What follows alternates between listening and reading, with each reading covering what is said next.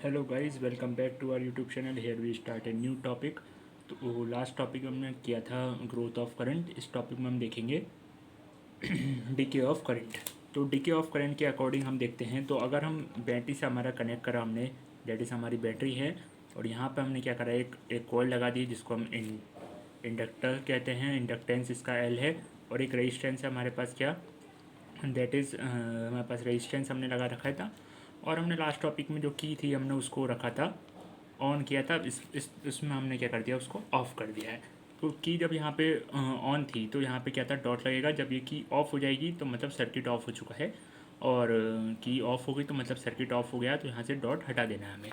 ठीक। तो आज हम डॉट इसके देखें तो डीके के बारे में जानते हैं। तो व्हेन भी switch is connected with a position, जो हमने लास्ट में पढ़ा था, हमने दूसरी टाइप का सर्किट बनाया था। उसी सर्किट के डिमांड पे हम देखेंगे। आप लास्ट लेक्चर देख के आए हों, आई होप। तो हम देखते हैं इसके आगे क्या करना है। ठीक है। तो आज हम देखते हैं पोजीशन को। जो उसकी जो पोजीशन है उसको सेकंड वाले पे अटैच करेंगे तो क्या होगा। तो सर्किट क्या हो जाएगा, यहाँ पे फर्स्ट वाले पे अटैच करेगा तो सर्किट हो जाएगा हमारे पास ओपन। जब सर्किट हमारे पास ओपन हो जाएगा तो अप्लाइड जो बैटरी उससे अप्लाइड है, उससे अप्लाइड ईएमएफ, बैटरी से जो अप्लाइड ईएमएफ वो क्या हो गया, ज़ीरो हो गया। The current is slow down. जो करंट होगा उसके अंदर ऑलरेडी जो करंट पहले फ्लो हो रहा था, जब हमने उसको पहले जब उसको सर्किट को कंप्लीट किया था, तो जो करंट फ्लो हो रहा था उसके अंदर अब वो ड्रॉप होने स्टार्ट हो जाएगा और वो स्लो डाउन हो जाएगा from its maximum value, that is I naught equal to A upon R. उस वाली मैक्सिमम वैल्यू से वो ज़ीरो को अप्रोच करेगा। As the magnetic flux with conducting coil की जो मैग्नेटिक फ्लक्स है वो चेंज होंगी, जो प्रोड्यूस करेगी एक अपवर्ड ईएमएफ प्रोड्यूस करेगी। वो मतलब जो हमारे पास जो करंट जो ड्रॉप हो रहा है उसको बढ़ाने का काम करेगा। जो ईएमएफ प्रोड्यूस होगा वो करंट को बढ़ाएगा। ड्रॉप जो करंट जो गिर रहा है, स्लो डाउन हो रहा है, उसको बढ़ाएगा। ठीक है। ये बात आपको ऑलरेडी 11th-12th में पढ़ा होगा। एक कंडक्टिंग कॉइल क्या करती है और उसका काम क्या होता है। जैसे करंट फ्लो होता है उसके अंदर, तो वो पहले अगर करंट इंक्रीज़ हो रहा है तो उसको डिक्रीज़ करने की कोशिश करेगा, और बेसिकली ये मेंटेन करता है हमारे पास करंट के ग्रोथ को, और करंट ग्रो को और करंट स्लो डाउन को मेंटेन रखता है। एकदम से करंट हाई ना हो जाए और एकदम से करंट स्लो ना हो जाए, तो उसको एक मेंटेनेंस का काम भी एक तरीके से कॉइल करती है। ठीक है। तो that is oppose the current decay. तो जो करंट जो कम हो रहा है, जब हमने सर्किट में से कॉइल बैटरी हटा दी, या कह सकते हैं स्विच को ऑफ कर दिया। तो ऑफ़ कर दिया जब स्विच को हमने, तो उस समय बैटरी से कनेक्ट नहीं है, लेकिन इसके अंदर क्या है, करंट फ्लो, करंट था। उससे पहले करंट था। अब क्या होगा, करंट स्लो डाउन होना स्टार्ट हो जाएगा। उससे पहले जो करंट था वो हमने इसको दिखाया है e note, it is maximum current here. तो let I be the value for any instant T. हमने माना कि आई जो है करंट की कोई वैल्यू है किसी भी इंस्टेंट पे, टी पे। As the induce E M F, उस टाइम पे जो इंड्यूस ई एम एफ होगा, जो coil induce E M F बनाएगी, वो होगा L D I upon D T. No external battery is in circuit. इस सर्किट के अंदर कोई एक्सटर्नल बैटरी नहीं है अटैच हमारे पास। ये आपको पता है पहले से ऑलरेडी। तो अगर हम बात करें तो यहाँ पर जब सर्किट में कोई बैटरी अटैच नहीं है, तो यहाँ पर जो उसका ईएमएफ होगा, अगर हम बात करें, यहाँ हमने क्या करा, ये इस टाइप का था। जो आपने पीछे वाला जो हमने सर्किट देखा था, तो हमने आपको पहले भी बना के दिखाया था, दैट इज़ लाइक दिस। तो यहाँ पे ऐसा कुछ था। तो ये है वो सर्किट अपना। तो इसमें अगर हम देखेंगे तो ये एल है और ये आर है, और ये अब ये कहाँ से कनेक्ट है, अब इस वाले से कनेक्ट हुआ है ये। तो यहाँ पे जो पूरा सर्किट है ये क्या हो गया है, ये जो सर्किट है ये यहाँ इस वाले में, इसमें करंट फ्लो नहीं हो रहा है इस समय। जो ऊपर वाला जो अपर सर्किट है उसके अंदर करंट फ्लो नहीं हो पा रहा है। ठीक है। जब करंट फ्लो नहीं हो रहा तो इसका जो ईएमएफ होगा, वो जो ये जो इसके अकॉर्डिंग होगा वो यही देगा। बस इंडक्टेंस जो इसके अंदर ईएमएफ प्रोड्यूस करेगा, उसी के इक्वल हमने सर्किटल लॉ लगा दिया हमारे पास, मतलब कि ओम्स लॉ लगाया है। और R R I equals to that is this. और ये करंट होगा, ये अपोज करने की कोशिश करेगा, दैट इज़ जो इससे करंट होगा उसको अपोज करेगा, इसलिए उसके साथ माइनस का साइन ऑलरेडी रहता है। तो अब इसके आगे हम सॉल्व करेंगे तो डी आई अपॉन डी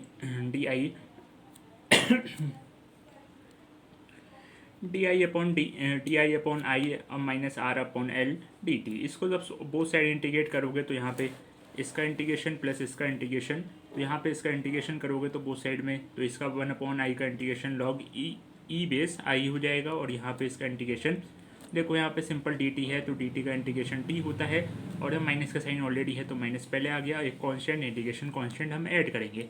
अब हम बात करें इनिशियल फेज़ में, जब हमने बिल्कुल बैटरी को इस वाले स्विच को यहाँ से कनेक्ट कर, यहाँ पहले यहाँ से लेके यहाँ तक कनेक्ट था, जब हमने पीछे पढ़ा था ग्रोथ हो रही थी करंट में, हम डीके देख रहे हैं तो इससे यहाँ से ये पोजीशन सेकंड और ये फर्स्ट थी। तो अब ये जो स्विच है ये कहाँ से कनेक्ट है, S2 से कनेक्ट है ये, दैट इज़ एस सॉल्व करेंगे इसको। इनिशियल फेज़ में जो टाइम होगा 0 होगा, तो करंट उस समय क्या होगा, मैक्सिमम होगा।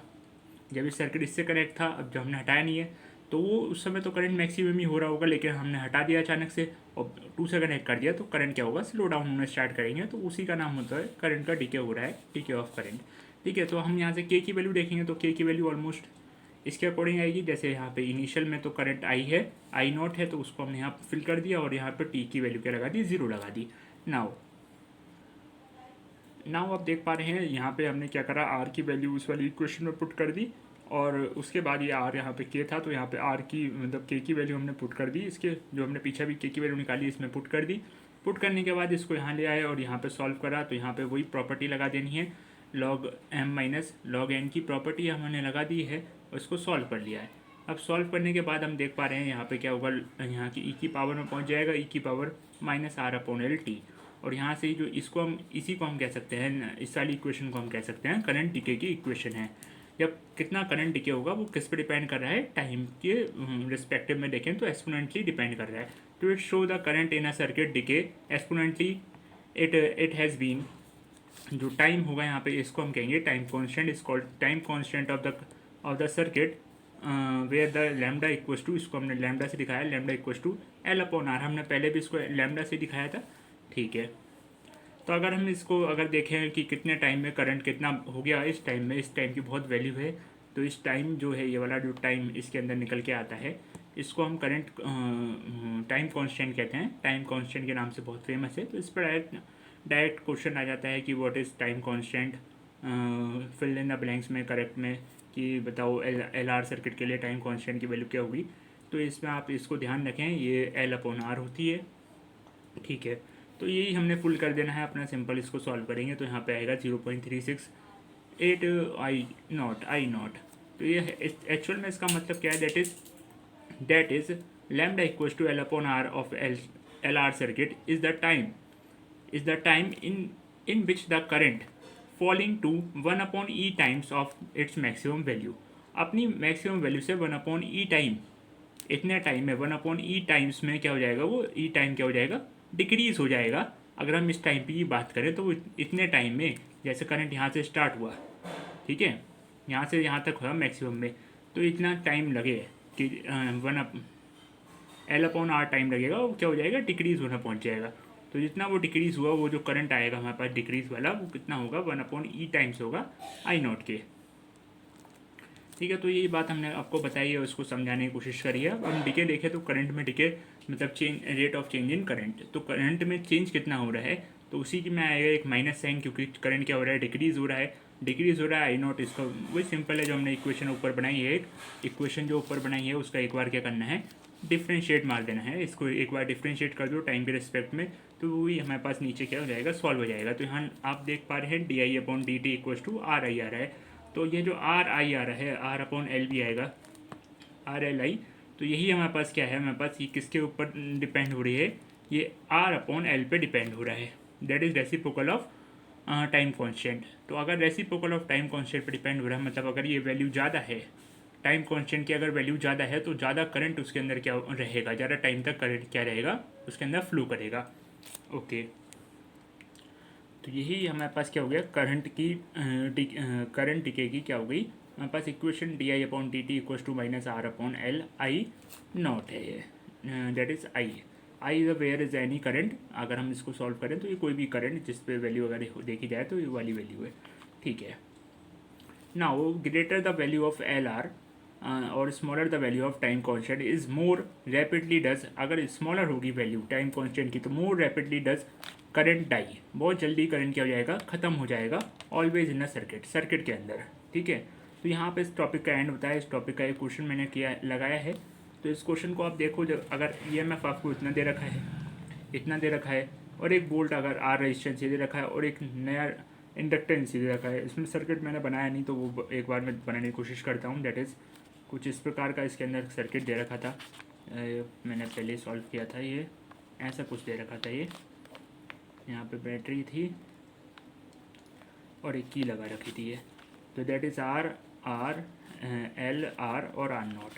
तो इसमें हमें पूछा था इन्होंने क्या कहते हैं करंट 1 सेकंड में कितना डिके हो जाएगा और करंट कितना होगा 1 सेकंड में, फ्लो कितना होगा।